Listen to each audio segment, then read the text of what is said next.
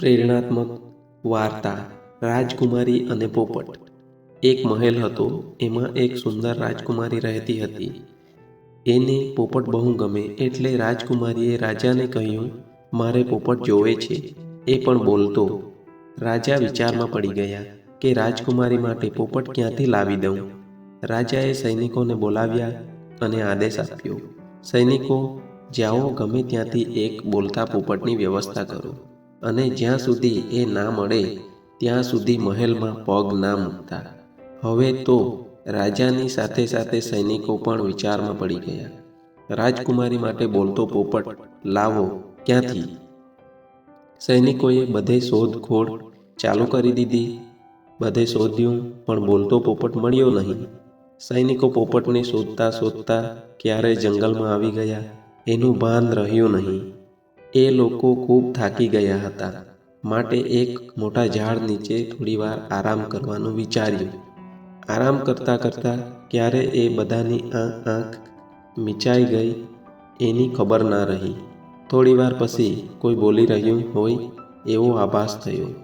જે સૈનિકો સૂઈ ગયા હતા એમાંથી એક સૈનિકને કોઈ બોલતું હોય એવું લાગ્યું, પણ કોઈ આસપાસ દેખાયું નહીં. ચારે તરફ નજર નાખી પણ કોઈ દેખાયું નહીં. પછી જેવું ઉપર જોયું તો એક પોપટ ઝાડની ડાળી પર બેઠો હતો અને તે જ બોલી રહ્યો હતો.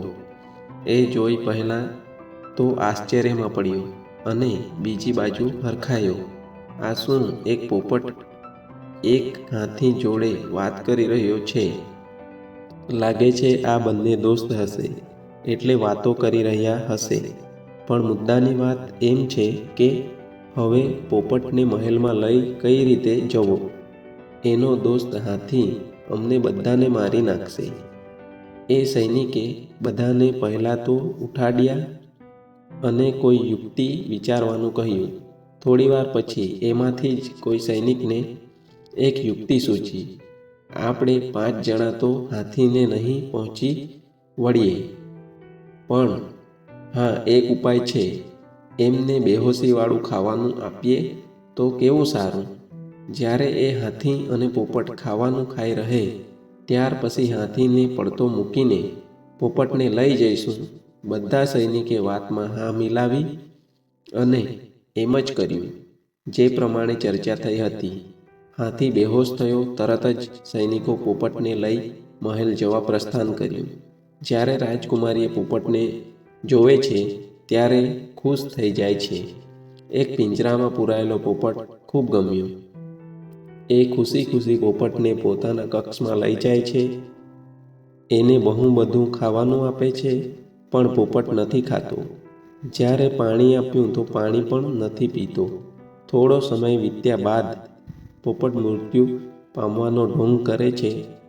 રાજકુમારીને એમ કે આ પોપટ મૃત્યુ પામ્યો છે, હવે આને હું શું કરું? જેવું પિંજરું ખોલે છે અને પોપટને બહાર કાઢે છે અને જમીનમાં દાટવા માટે ખાડો ખોદવાની શરૂઆત કરે છે, એવો જ પોપટ ફટાફટ ઉડી જાય છે અને રાજકુમારી બસ એ ઉડતા પોપટને જોઈ જ રહે છે. બોધ: ક્યારેક પણ પોતાના સ્વાર્થ માટે બીજાનો દુરુપયોગ ના કરવો. પશુ અને પંખી ખુલ્લા આકાશમાં જ શોભે, એને મહેરબાની કરીને પિંજરામાં ના પૂરો. તમારો શોખ બીજાના મૃત્યુનું કારણ પણ બની શકે છે. મિત્રો, આ વાર્તા કેવી લાગી એ કમેન્ટમાં લખી જણાવો. વિડીયો ગમ્યો હોય તો લાઈક કરો અને ચેનલ પર નવા હોય તો ચેનલને સબસ્ક્રાઈબ કરી લેજો. ધન્યવાદ.